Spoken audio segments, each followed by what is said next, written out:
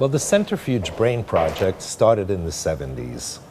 Dr. Brenswick at the University of the State of New York was involved in a research on the effects of kindergarten rides on the learning curve of 4-year-old children. We developed the idea of building a larger, stronger device to examine the effects also on adults. The first tests were a disaster. It reached 6 Gs and it broke apart. We lost our academic standing.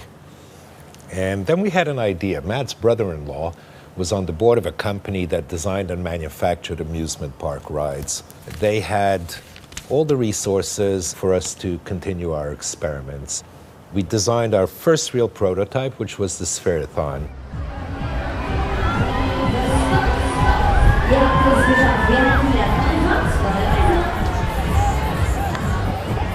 When the rotation starts, the seats are lifted slowly by the centrifugal force, causing the people to float upside down. The difficulty was stopping the rotation without people coming crashing down in the upper levels. We established an independent company funded by amusement park visitors. Well, the more people that came around to the amusement park, the more funding we had. The second machine was named the Wedding Cake because of the 4 platforms set on top of each other.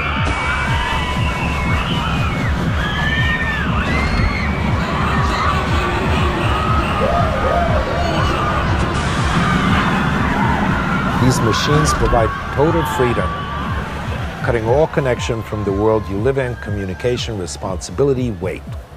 Everything is on hold while you're being centrifuged. Some of the test results that year were a little too extreme to be published, so for the next phase, we shifted our attention to height instead of acceleration.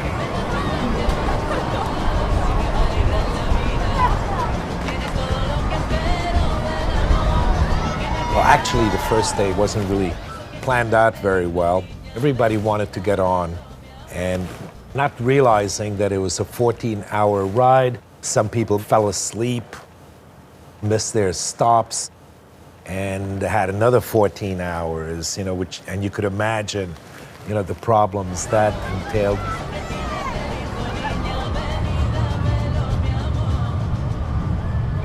Well, after the experience of the high-altitude conveyance, we found that people needed something to do in there. And we introduced an interactive option.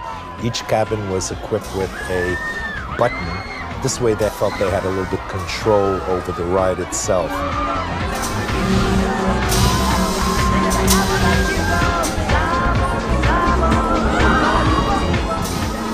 Except for one incident where the expander was placed a little bit too close to the building, there were no real problems with it, and there was a level of undefined brain activity around 30% higher than the kids who stayed on the ground.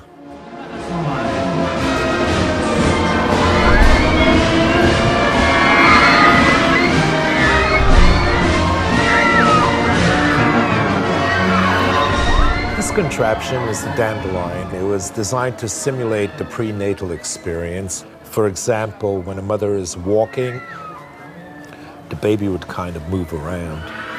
So we tried to compensate for the weight and size differential between an adult and a baby.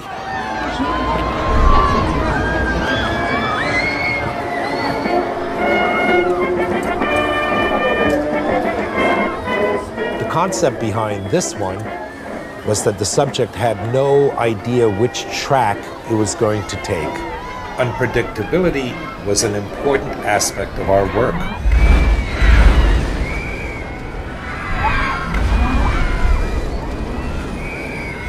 Which in many people resulted in readjustments of key goals and life aspirations. We're using only 10,000 horsepower now. But I'm convinced once we reach 20,000, we're going to be free of all boundaries permanently, and it will be very stable. I mean, we had setbacks, but I wouldn't say that it was a mistake. It was not a mistake. If anything, the mistake is in nature. Gravity is a mistake. We fight the forces that hold us down, and whole life is an effort to escape from reality.